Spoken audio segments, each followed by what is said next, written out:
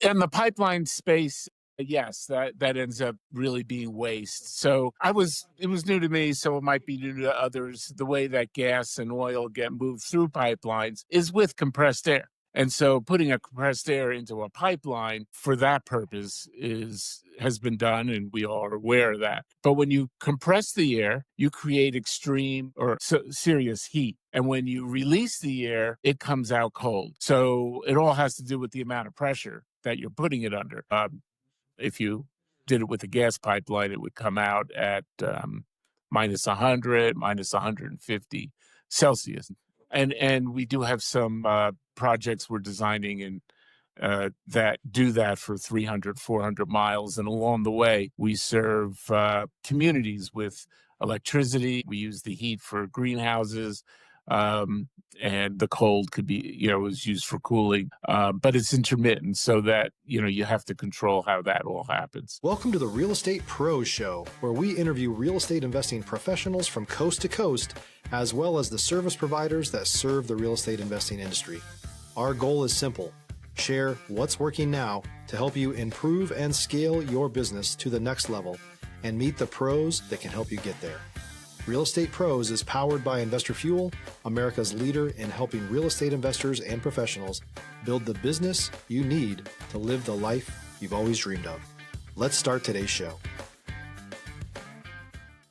Property insurance for real estate investors doesn't have to be difficult, but it does need to be there to protect you when you need it. MyInvestorInsurance.com not only provides insurance at 15 to 30% cheaper than traditional agencies, it's built specifically for real estate investors like you. You can set up an account in about 2 minutes, get quotes on properties, turn on and turn off insurance for your fix and flip or rental properties in around 2 minutes without having to talk to anyone directly, all through our portal. There's no better way or faster way to make sure you've got the coverage you need to protect you, and no more lengthy policies either. Once you're set up, you're billed monthly and prorated by the day for however long your policy is active. It's powered by MSI, the third largest independent MGA, with 1.5 million customers and more than $1 billion in cumulative premiums written. Get set up today in about 2 minutes at myinvestorinsurance.com/fuel.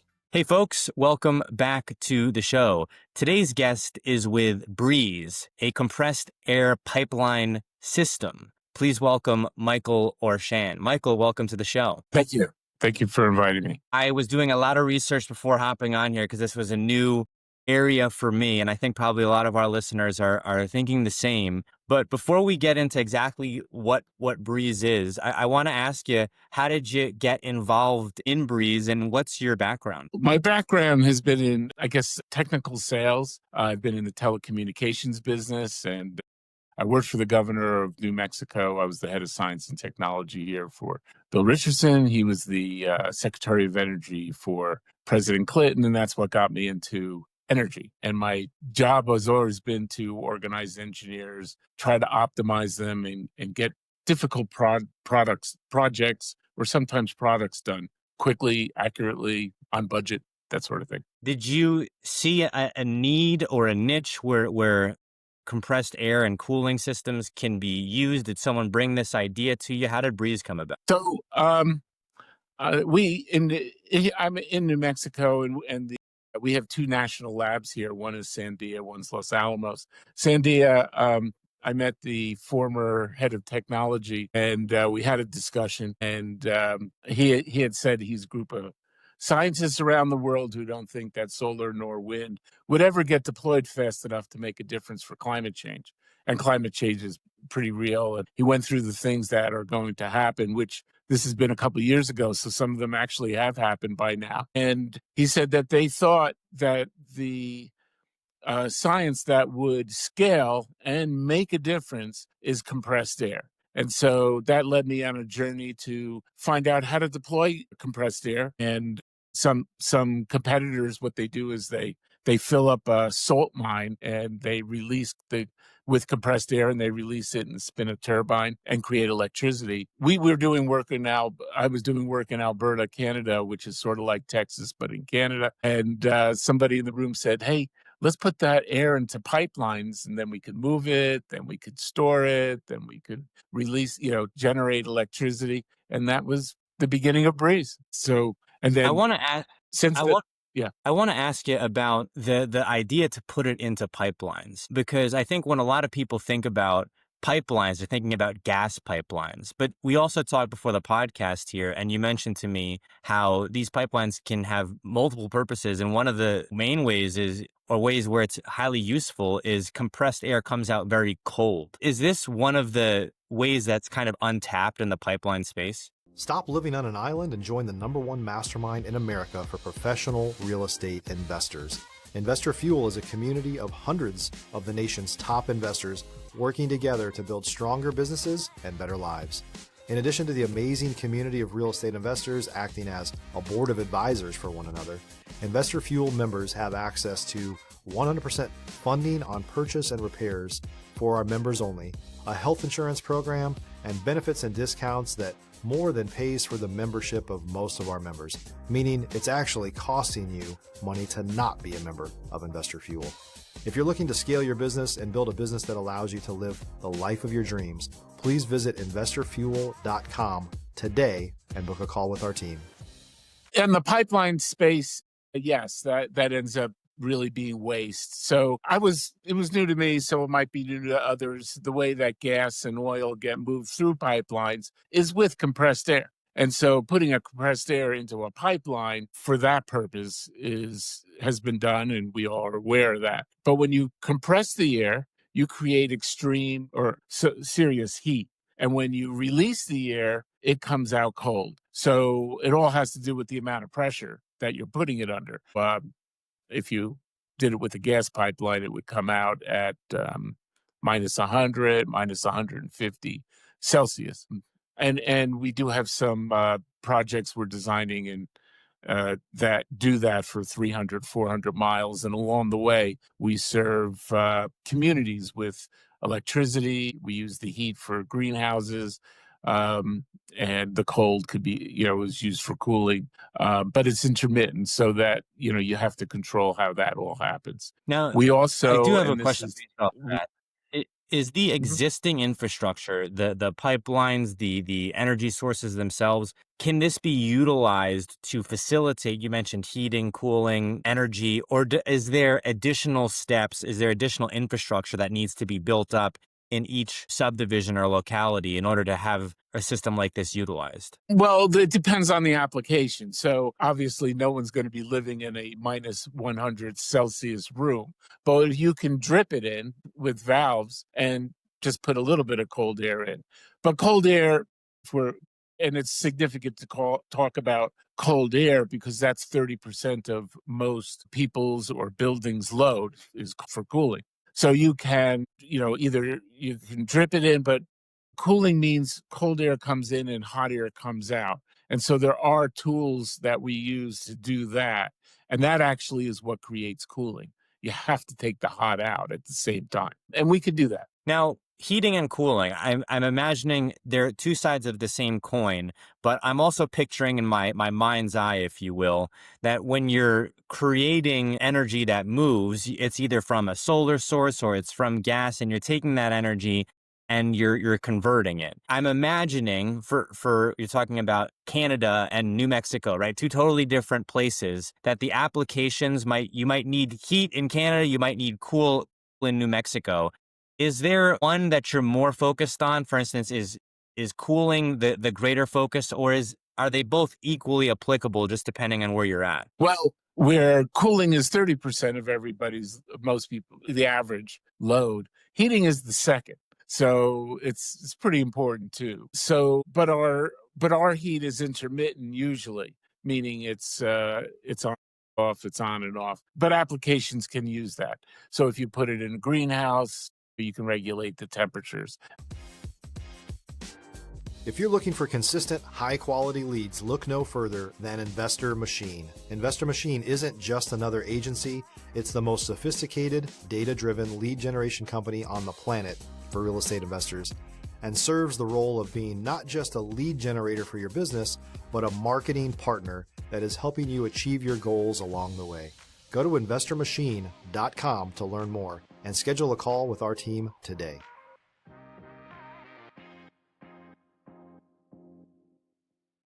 There's a lot of drying applications that you can use that for.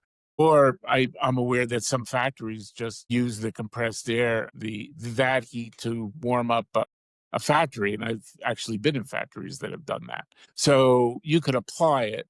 It's kind of difficult to move too far because you have to capture it. Cold air is easier. It's under pressure. So it's going to move. Again, you can regulate it by dripping it out, or, there's other ways of doing that. And all during this process, you're generating electricity, which is, so you're really getting a lot of opportunities to use these different outputs. I want to ask you, Michael, about the use cases for it. I mean, it sounds like, gas companies, people that have large infrastructure, maybe spanning, large areas or states might be looking at this, but could also individual developers that are looking at, building out a subdivision in North Texas or really anywhere, could they take advantage of this as well? Yeah, I think we've got something really wonderful. And so what we're piloting now here in New Mexico is a place where we start with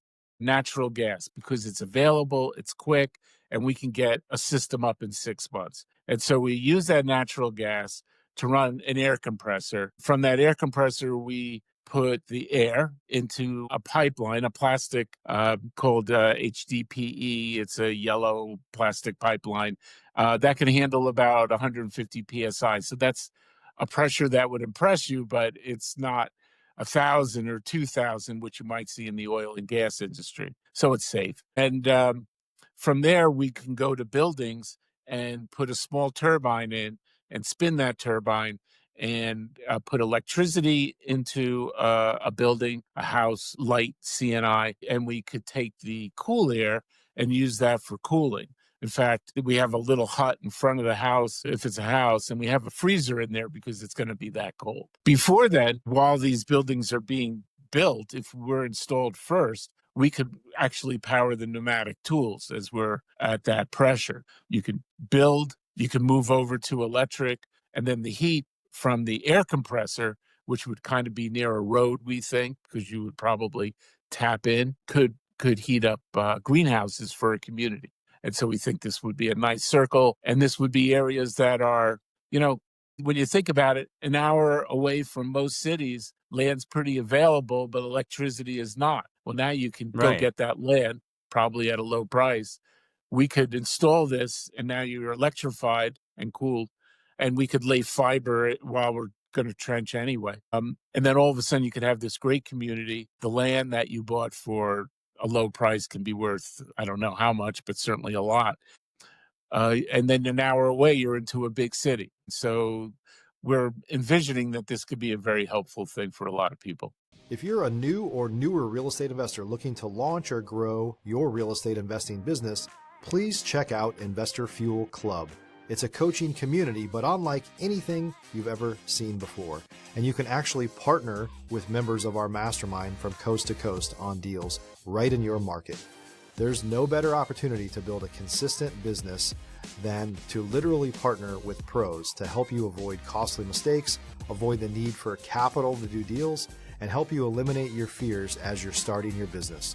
Learn more about Investor Fuel Club at investorfuel.com/club. Now, you mentioned natural gas. I'm thinking about how everyone typically pays their bills. They're looking at a couple utilities. They're looking at gas. They're looking at electric, right? But when they have natural gas with your system, what types of energy usage bills would they have? I'm imagining they would still have something. Yeah, well, we're envisioning, and of course, it depends what buildings you're going to build. But if a building is maybe, I don't know, say $1 million, just as a round number, we think that at that purchase time, maybe add a percentage, a 1% or something like that to the bill, and that should handle the gas for 10 years, plus some replacement if that's needed. So it's not that much. In a way, we're optimizing the gas, we're optimizing the electricity. At the house level, we're really, at the moment, we're recharging batteries. And so the batteries are really running the house. So we recharge once, twice, maybe 3 times. Ultimately, though, I want to say this, though, is that maybe 3 to 5 years after installed, the infrastructure is very comfortable. We are expecting to move over to a solar field of some type. And every year the solar gets less expensive as the panels are getting bigger and bigger. And so, Right. then you because gas does have emissions, and we would like to lower that also. Now, I want to ask you because there does seem to be really adaptability with these systems, right? From regionality to heating to cooling to delivering energy. For folks who have existing solar grids or solar fields, can they tie that in potentially, or would they have to have a whole new system that's hooked in kind of uniquely, or can they use existing solar? They can, and we could do interesting things. So many solar fields, maybe all, have what's called clippings, and that is the amount of energy that's not really sold. It just goes up into the air. So we could tap into that. We could fill a pipeline if it's available. Now, this probably would not be the low cost pipeline, but maybe an existing pipeline, or there are products we can put into the ground that are less costly than steel. We could fill that up if it went miles. So it really kind of has to go miles. And that could be an air battery. And so when you need that electricity, because we'll fill it up with compressed air, you can release it and create electricity. And that could be kind of an overnight amount of power to do whatever application you might need. So you'd have to size it because the sizing would change a lot. But that opportunity's there and the power's wasted. So might as well use it. I had this question, and I could be totally off base here in thinking or asking this. So please correct me if this is totally out of left field. But, areas where there's maybe high population density and not a lot of open space. I lived in Boston for years, for instance, right? It's kind of tough to put a solar field in Boston. But I'm thinking about compressed air pipelines and the way that that's transmitted. Could you potentially have a source that's rather far away from a destination location, but it's delivered through this type of system? Yeah, I mean, there's pipelines that go 1,000 miles, and you might have to recharge it, but you might not. It depends on the sizing. We tend to be better though as a distributed solution. And so what that means is if you live in a city somewhere nearby, you've got a big power plant, and that power plant powers the city. We would be a better application if along the pipeline we would give 5 megawatts or something to this city, something to this city, power up an EV station, maybe 2. Maybe there's a waterworks along the way and create power for that. So, and it's because we do have the constraint of the pipeline, so we can hold a lot of power, but we can only generate, maybe we can generate up to 50 megawatts, but probably 10, 15 would be kind of our max for an application. So that's where we would do better. Michael, we are coming up on time here. Where can folks go if maybe they're a developer, they're interested in learning more, maybe they work with a municipality, they'd like some more information? How can folks get in touch with you? Well, our website is breezesqueeze.com. So it's kind of easy to remember. It rhymes. So it's breezesqueeze.com, and then there's a way to get in touch through the website. I think that's the easiest way, and we'll get right back to you, and we'd love to talk. Michael, thank you so much for coming on the show here today. Thank you. It's been a pleasure. Thanks for joining us for today's Real Estate Pros Show. You can learn more about the amazing benefits of the Investor Fuel Mastermind community, including surrounding yourself with hundreds of other rock stars, 100% financing for your deals, and members-only discounts from vendors you're likely already using that, as a member of Investor Fuel, will save you more than the cost of your membership. Visit investorfuel.com to learn more. If you're interested in joining us as a guest of this show, please visit investorfuel.com/pros to apply. You can also check the show notes for access to free resources, how to get access to world-class lead generation, and much more. Don't forget to subscribe so you never miss another episode. Have a great day. We'll see you on the next show.